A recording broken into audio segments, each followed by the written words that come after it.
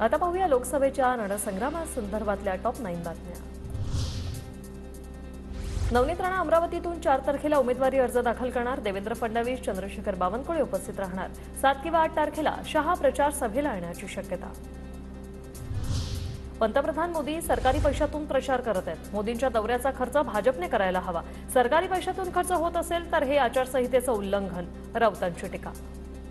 त्यांचा एक दौरा हा 25-25 कोटीचा असतो। यंत्रणा आणि सगळी त्यांचे सरकारी लवाजमा पाहिला तर काय आचारसंहिता फक्त विरोधी पक्षासाठी?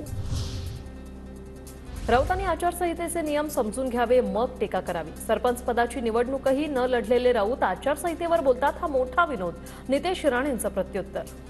जिसने एक सारी सरपंच का भी चुनाव लड़ा नहीं, वो संजय राउत जो भी इलेक्शन आचार संहिता के बारे में बात करते हैं, नियम बताते हैं, ये बहुत बड़ा विनोद है।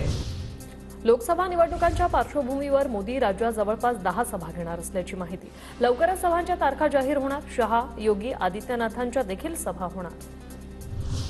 बारामतीत अजित पवारांकडून महायुतीत समन्वय राखण्याच्या जबाबदारीचं वाटप। सुनील शेळकेंना भोर, वेल्हा, मुळशी विधानसभा मतदारसंघाची जबाबदारी। आमदार सुनील टिंगरेंकडे खडकवासला विधानसभा मतदारसंघाची जबाबदारी।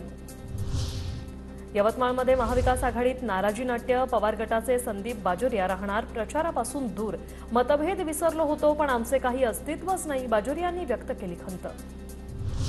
शिवसेनेचे संजय कोकाटे पवार गटात प्रवेश करणार। कोकाटे हे माढा लोकसभेचे शिवसेना संपर्क प्रमुख। येत्या 2 दिवसात राष्ट्रवादी पवार गटात प्रवेश करणार, कोकाटेंची माहिती। तुमचं आमचं जमतं असं कार्यकर्ते का नाराज असते?